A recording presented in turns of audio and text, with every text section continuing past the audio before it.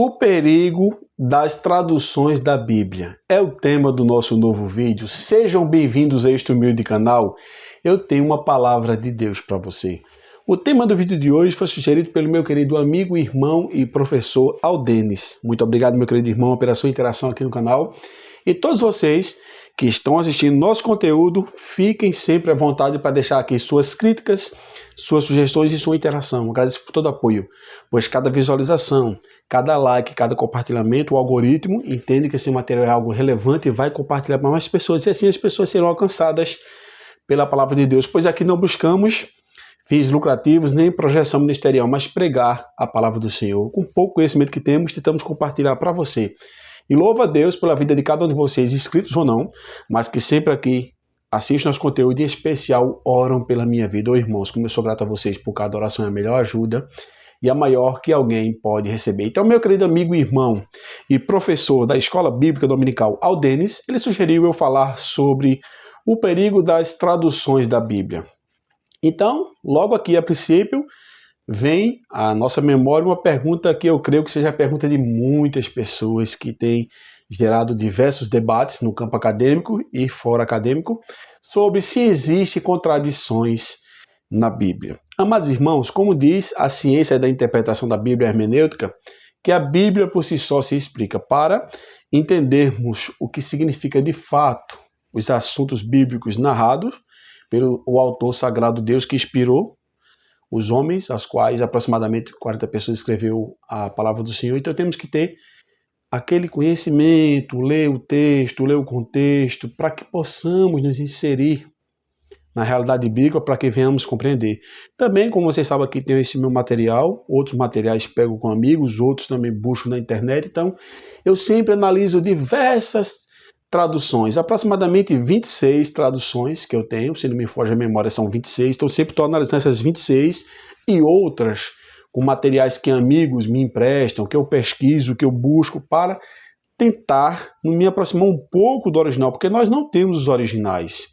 Existem cópias de cópias, nem todos os tradutores sabemos que temos que ser sinceros, não podemos mentir para ninguém, que não foram fiéis à tradução. Não estou dizendo aqui que essas traduções, por ter alguma discrepância, sejam descartáveis. Não estou dizendo isso, quem sou eu para dizer? Mas, se você tiver coerência, você vai entender que temos que analisar a Bíblia em seu contexto, ter várias traduções, vocês vão ver. Pois, a princípio, quais seriam os perigos das traduções da Bíblia? Dentre tantos, eu destaco aqui 3. Número 1, alteram o sentido original do texto. Vocês que têm conhecimento de teologia ou não têm conhecimento, pessoas leigas, só numa simples leitura, fazendo uma comparação de certas traduções, vai observar que nem sempre o sentido do texto está como ele é, pois alteram. Segundo, após alterar o sentido da originalidade do texto, traz um erro de interpretação. E por consequência desse erro de interpretação e alteração do sentido original do texto, observamos que existem diferenças doutrinárias. Então, por isso que tem muitas diferenças, divergências. Creio que se pegássemos a Bíblia no seu sentido pleno, teria só uma única interpretação que seria o certo, mas essas versões, esses erros, os copistas, os tradutores, por não ser fiéis, abre margem, infelizmente. Então eu vou fazer aqui uma comparação de alguns textos, as quais meu querido amigo e irmão Aldenis sugeriu. É um prazer, irmãos, ter a interação aqui de vocês. Eu recebo muitas sugestões, também muitas críticas. E nas críticas nós vamos amadurecendo, nos aperfeiçoando para trazermos um conteúdo melhor para você. Lógico, dentro das nossas limitações, eu sou uma pessoa muito humilde, sou um trabalhador, queria, irmão, ter um cenário aqui bonito, né? Mas o que eu tenho aqui é isso que vocês estão vendo aqui. Estou no quarto da minha casa, com a minha simples estante, que antigamente era de madeira, quebrou-se, era um pouco mais bonita, agora estou com essa estante de ferro aqui, ainda vou dar uma pintura nela. Meu simples material, dentro das minhas limitações, tento trazer aqui um conteúdo para você, sendo fiel naquilo que eu creio e que é a palavra de Deus. Então veja só, existem contradições na Bíblia? Acredito que não exista. Mas, feito eu falei, os erros das traduções alteram o sentido original, dá um erro de interpretação, vem as diferenças doutrinárias, isso aí que aparentemente parecem ser contradições, mas quando nós estudamos o texto e seu contexto e comparamos, feito eu vos falei, as traduções, eu tenho muito pouco, 26 traduções, né? Podemos dizer que ainda é pouco para o muito que existe, mas temos que lutar com aquilo que temos. Então veja só, então vamos lá. Eu vou aqui fazer a comparação de alguns versículos. Prometo que vos serei breve. A exegese que irei fazer será muito prática, direta e objetiva. Não vou fazer exegese, ou seja, o que é exegese é aquilo que entendemos, mas é exegese ou exegese, que é a interpretação do texto. Então vamos lá. Em Mateus capítulo 6, verso 13, o primeiro texto sugerido pelo amado irmão Aldenes, fala o seguinte em uma parte do texto: e não nos induzas à tentação. A versão Almeida, revista e corrigida. Veja o que diz esse texto.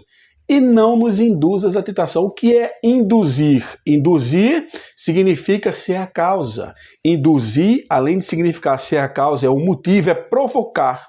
Então, na oração do Pai Nosso, é como se o Senhor Jesus Cristo estivesse dizendo: Deus, não me provoque, não seja a causa, não seja o motivo principal para que eu venha cometer a tentação, cair na tentação, ceder. Não foi isso que Jesus quis dizer. Mas, quando lê esse texto, uma oração modelo, uma oração padrão, Jesus diz: olha, Pai eterno, meu Deus, Jesus está se dirigindo a seu Pai, não me induza a tentações, não me provoque. Então, Deus, irmão, será que Deus provocaria alguém? Aí alguém pega esse texto aqui, segura o texto, como diz o Matuto, bota no cói da calça. O que é isso? Guarda para si e sai disseminando. A Bíblia tem heresia, a Bíblia tem heresia. Ô, irmãos, procura outras traduções. Essa foi a Almeida Revista Corrigida. Falei, não quero aqui desclassificar as traduções por algumas discrepâncias, mas temos que ser coerentes. Como disse o apóstolo São Paulo: examinai tudo, retendo o que for bom, abstendo-vos da aparência do mal de si, aos Tessalonicenses. Então veja só. Então na Almeida Revista Corrigida, Mateus 6,13, essa parte do texto de não nos induzas, ou seja, é como se Deus fosse a causa, o motivo que vai se provocando. Será? Vamos analisar outra tradução e depois a Bíblia em seu contexto. Só uma referência. Então você vai ver que Deus não induz ninguém a esse tipo de coisa em hipótese alguma. Isso foi a Almeida Revista Corrigida, né? Quando chegamos na Almeida Revista Atualizada, veja o que é que diz o texto. E não nos deixe cair em tentação. Olha a diferença. Corrigida, não nos induz, ou seja, não nos provoca, não seja a causa, não seja o motivo. Agora, quando chegamos aqui na Almeida Revista Atualizada, veja como mudou o sentido. E não nos deixe cair em tentação. Então, lógico que está mais correto, mas vamos agora analisar o contexto da Bíblia que se refere à tentação e vamos ver que não é do caráter de Deus induzir ninguém a alguma prática do mal em hipótese alguma. Deus é justo, é soberano, é perfeito. Veja o que é que diz em Tiago. Vamos usar agora, veja, eu já falei, não dá para descartar as traduções por uma discrepância. Vamos usar a mesma Almeida Revista Corrigida, Tiago 1,13. Ninguém sendo tentado, diga: de Deus sou tentado. Porque Deus não pode ser tentado pelo mal. Veja agora a parte final do texto. E a ninguém tenta. Então, se nós formos ler nessa mesma tradução, Mateus 6,13, não nos induz, é como se Deus estivesse induzindo. Mas na mesma tradução, falando num contexto que se refere à tentação, diz: e Deus a ninguém tenta. Está vendo que a Bíblia por si só se explica, por isso que é necessário ter um conhecimento, ler todo o contexto, passagens paralelas que estão correlacionadas com o assunto, para não pegar um raciocínio muito bonito de alguém pela oratória, o poder da persuasão, e querer induzir você a acreditar que Deus tenta alguém pelo mal, ao mal. Ô, irmãos, isso é um absurdo. Reveja seus conceitos, estude. E na Almeida Atualizada, outra tradução que usamos aqui para defender a tese, que diz: não nos deixe cair em tentação, ela também dá o mesmo sentido que na Almeida Corrigida, no que se refere a Tiago 1,13. Ninguém ao ser tentado diga: sou tentado por Deus, porque Deus não pode ser tentado pelo mal e ele mesmo a ninguém tenta. Então está vendo que Deus jamais tentaria você ao mal.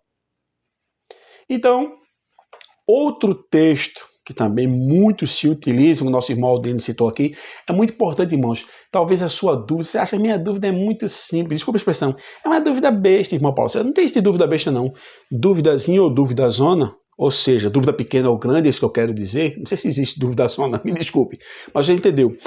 Pode ser a dúvida de alguém. Alguém pode estar deixando de crer em Deus, de dar credibilidade à pregação do Evangelho por conta de uma tradução ou por conta de um comentário de alguém. Então vamos ajudar as pessoas, irmãos. Em Judas, capítulo único, parece que é versos 22 ou 26, diz assim: apiedai-vos de alguns que estão duvidosos. Então a dúvida vem, é normal, uns mais, outros menos, mas vamos ajudar as pessoas. Outro texto é João, capítulo 14, verso 3, referente à volta de Jesus. Muitas pessoas pregam que Jesus não voltará, mas nós pregamos com convicção plena, absoluta, baseado na palavra do Senhor e nas próprias palavras de Jesus, dos apóstolos, até dos anjos, que Jesus vai voltar sim, que ele subiu os céus e desceu. Mas tem pessoas que não creem por causa de um texto. Veja que absurdo. Vamos para o texto. João capítulo 14, verso 3 diz: E se eu for, a palavra se, como disse o irmão Aldentes, normalmente gera dúvida, isso é fato. Irmão, você vai vir aqui em casa hoje? Talvez eu vá, talvez. E se eu for, não estou dizendo que eu vou. E se eu for e vos preparar lugar, virei outra vez. Isso é a Almeida corrigida. E se eu for, observa que esse se gera dúvida. E vos preparar lugar, virei outra vez. Mas quando chegamos na Almeida atualizada, já muda. E quando eu for e vos preparar lugar, voltarei. Ou seja, o quando, podemos ter certeza. Você vai vir, irmão? Com certeza, quando eu for, vai dar tudo certo aí. Vamos acertar as situações que estão pendentes. Agora, se eu for, dúvida, quando eu for, ou seja, o se gera dúvida, o quando, algo que podemos ter certeza. Então, por isso que eu falei, examine a palavra em seu contexto, buscando todo o contexto acerca de um assunto a qual a Bíblia está narrando. Não se prenda só a uma tradução, não se prenda só a um argumento, então vá sempre escutando diversos argumentos, diversas vertentes teológicas das quais você pode tirar suas conclusões. Não se baseie só. Como diz a psicologia, tudo que ouvimos, devemos duvidar, criticar e determinar. Não só duvidar, não só criticar e nem só determinar. Primeiro você duvida, critica para depois determinar. Tem que bate o martelo rápido demais, critica ou determina sem poder fazer uma análise. Ou duvida, ou critica, ou determina. Não, determine após duvidar, criticar. Ou seja, examine as variáveis. Eu tenho certeza que vocês estão entendendo o que eu estou vos falando. Então veja só, será que Jesus Cristo vai voltar?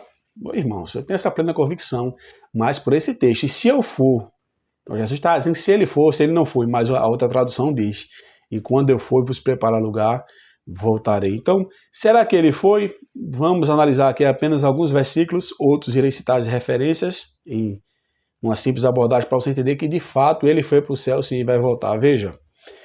De fato, o Senhor Jesus, depois de lhe ter falado, foi recebido no céu e assentou-se à destra de Deus. Marcos 16, 19. Ele está sentado à destra. Então, prova que, pela Almeida corrigida, João 14, 13, gera uma dúvida se for. Mas quando lemos na atualizada, e quando, ou seja, algo que nos dá certeza.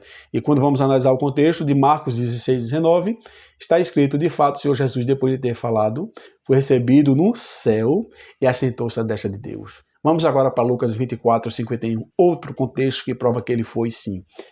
E aconteceu que, enquanto os abençoava, ia se retirando deles, sendo elevado para o céu. Então ele está no céu. Efésios 1, 20. Diz que ele está assentado à destra de Deus nos lugares celestiais. Efésios, capítulo 1, verso 20. 1 Timóteo 3, verso 16. 1 Timóteo 3, verso 16. Diz que ele foi recebido acima na glória. Atos, capítulo 1, verso 9 a 11. Podemos observar que os anjos testemunham, afirmando que ele voltará, como também a sua ida para o céu. Então veja, Efésios 1, 20, 1 Timóteo 3, 16, Atos capítulo 1, versos 9 ao 11, Lucas 24, 51, Marcos 16, 19. Então são textos que provam sim que Jesus Cristo foi para os céus e outros deixam claro que além dele ir, ele vai voltar. Existem muitas passagens. Eu não vou citar todas aqui porque o vídeo ficaria longo demais. E também seria algo desnecessário, né? Então, texto sem contexto é pretexto para heresia. Então, de vários textos que comprovam que, ainda que essa tradução da Almeida corrigida dissesse se eu for, dá-se a entender que era uma erro de tradução, porque outras passagens paralelas, o próprio Jesus falando, os apóstolos e também os anjos, veja, então testemunho de várias pessoas terrenas e espirituais afirmando que ele iria voltar. E o próprio Jesus, ao qual ele mesmo diz, eu sou a verdade, ele não mente. Não é do caráter de Jesus mentir, ele falou, e eu vou, quando eu for, ou seja... Então ele foi para os céus e com certeza vai vir para buscar o seu povo. Não a placa de igreja, mas o povo dentro de um povo, ou seja, ele é seletivo. Aqueles que de fato o servem de coração, com toda a sua alma, todas as suas forças, e creem que ele é o caminho, a verdade e a vida, que ninguém vai ao Pai a não ser por Jesus. Então, amados irmãos, tomem muito cuidado no que se refere às traduções da Bíblia. O perigo das traduções da Bíblia. Existe contradição na Bíblia? Você pode encontrar mediante a erro de tradução, algumas contradições, mas quando buscamos outras traduções mais confiáveis, que dão o verdadeiro sentido original, nos dão a interpretação exata e faz com que tenhamos certeza das verdadeiras doutrinas, as quais Deus quer, ou seja, os ensinamentos que Deus quer que nós observemos e praticamos, observamos que é algo perfeito, pois é a palavra do nosso Deus, irmãos. Ela é pura, ela nos santifica, nos purifica, nos edifica, nos orienta, nos direciona. Então a palavra de Deus é viva, como diz o autor da carta aos Hebreus, e é eficaz. Então tome muito cuidado. Analisamos Mateus 6,3, analisamos João capítulo 14, verso 3. E dentro do contexto, se utilizando de Tiago, observamos que Deus jamais tentaria alguém. Analisando sobre a volta de Jesus, citamos outras referências, Efésios 1,20, 1 Timóteo 3,16, Atos capítulo 1, versos 9 a 11, que de fato ele foi, que vai voltar, e que aquela parte lá de João 14,3 dá-se a entender como se ele não tivesse ido aos céus, mas quando analisamos na outra versão atualizada, diz: e quando eu for preparar lugar, voltarei. Ou seja, ele prometeu que ia, mas prometeu também que voltava. Então tá vendo como fica fácil termos uma melhor compreensão do assunto quando analisamos várias traduções, analisamos a Bíblia em seu contexto, não nos pegamos a só argumentos isolados ou textos isolados. Fica muito fácil quando buscamos várias fontes para analisarmos determinado assunto. Então tome cuidado, tem pessoas que de má fé, se utilizando de certos conhecimentos, poder da oratória, da persuasão, querem convencer você que a Bíblia não presta, que a Bíblia é um livro desacreditado, mas eu digo a você, a Bíblia é o livro mais lido, o livro mais vendido e também um dos livros mais procurados em todo o mundo. Por quê, irmãos? É a palavra de Deus. Com isso, o inimigo das nossas almas também faz com que ela seja mal interpretada, mal vista, muito criticada, porque ele é um ser espiritual, seu intuito é destruir, é devastar, é confundir as pessoas. Então ele não quer que você tenha um conhecimento da palavra de Deus, porque ele sabe o poder maravilhoso e eficaz que existe na maior arma do universo, chamada palavra de Deus. Então tome muito cuidado com as artimanhas de Satanás. Então agradeço aqui ao irmão Aldenis pelo seu carinho, pela sua consideração, meu amigo, irmão e professor Aldenis. Que sugestão maravilhosa, irmãos. Então, qual é a sua crítica? Qual é a sua sugestão? Deixa aqui, assim como o irmão Aldenis me procurou pessoalmente, mas muitos também me procuram pelas redes sociais ou aqui na barra de comentários. Deixa aqui suas críticas para melhorarmos, deixa aqui as suas sugestões para interagirmos.